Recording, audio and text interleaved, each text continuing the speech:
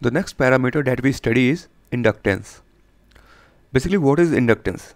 Inductance is a property by which an element opposes the change in current. Resistance opposes the flow of current and inductance opposes the change in current. That is, if ever a constant current is flowing through element, that is current is not changing, then inductance does not come into picture. Okay? So in case of constant current, inductance has no role. Inductance usually we are considering here as a self-inductance. Self-inductance means we apply a voltage or a current to the coil and EMF is induced in the same coil. That is known as self-inductance. That is, a coil is responsible for inducing the EMF within itself. It is known as self-inductance. That is why it is being represented by L. Now with the inductor, we associate a concept of flux linkage. That is the amount of flux linking a coil. Let us denote the flux linkage by phi, which is equals to L into I. Flux linkage is equals to L into I. I is the current flowing through the inductor. By Faraday's law, EMF induced is equals to d phi by dt. Now put the value of phi and differentiate it. It will become L di by dt. L is time invariant, so it will come outside. Okay.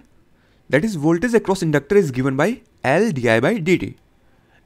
And it is represented like this in terms of coil. This is the current flowing into the inductor. This is the voltage across the inductor, and it has inductance L. Okay. Now if you want to go into the Laplace domain, we take a Laplace on both sides. It becomes Vs is equals to L into S into Is. Okay, L times S into Is. Basically, Laplace of derivative is S into Is. From here we get Vs upon Is is equals to S into L. Here we have assumed zero initial condition. That is, Vs upon Is is equals to S into L. So in Laplace domain, inductor is modeled as S times L. Is it fine? And how to determine the current in the inductor? Current in the inductor is given by 1 by L integral of V into dt. Here also if you take Laplace, it becomes Is is equals to 1 by L into Vs upon S. Okay? Laplace of integral is Vs upon S. So we are getting the same relation. So that is how we model a inductor. Now let us understand the power and energy of an inductor.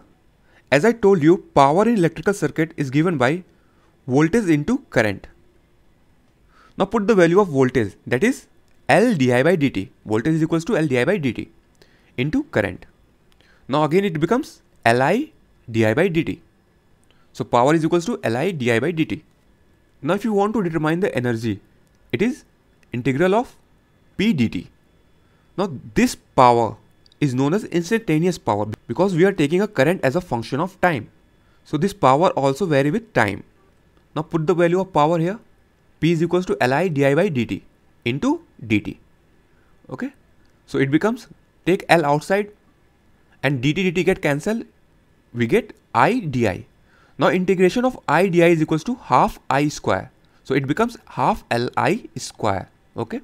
So this is the energy of an inductor. Or you can say it is the energy stored in an inductor. That is half Li square. Now if we take a DC current, that is current is constant. Now what is the voltage across the inductor? We know that voltage is L di by dt. So di by dt is 0 here because current is constant. So voltage becomes 0. Therefore power will also be 0 because power is V times I. So power is also 0. But the energy is constant. That is half Li square. That is, inductor does not store any more energy if you are giving a DC excitation. Okay. Now usually inductors follow Faraday's law, or you can even say it follows Lenz's law. What is Lenz's law? That effect opposes the cause. Now here you can see due to change of current, due to di by dt, voltage is being induced in the inductor. This voltage will oppose the change in current. That is why I told you earlier, inductance always opposes the change of current. Okay. It is actually known as magnetic inertia. Just now I told you inductor is associated with the flux linkage. Whenever flux is linking with any type of element, then that flux cannot change instantaneously. That is your magnetic inertia. If flux cannot change instantaneously, so is the current. So in an inductor, current can never change instantaneously. it is also known as current stiff element. Suddenly the current cannot change. Is it fine? So that is the basic property of inductor.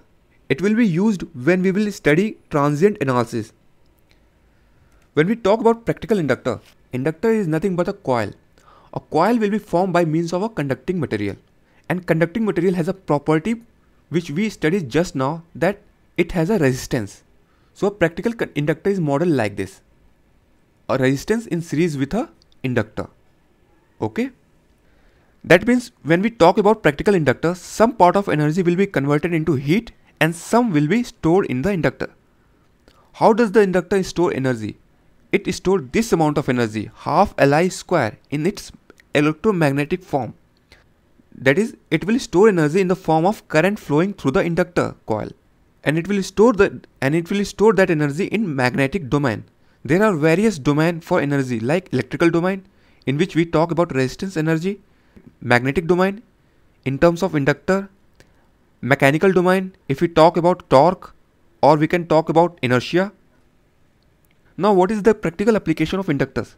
They are used in filters, compensator, current limiting reactor, in communication as well as in power system. Current limiting reactor means whenever there will be a fault, this inductor will limit the amount of current flowing through the fault. Okay. And filter, they will be used in LC filter, and they will be filtering out noise when you are talking, or when there is a communication channel, then noise must be filtered out so that the signal can be easily transmitted. Okay.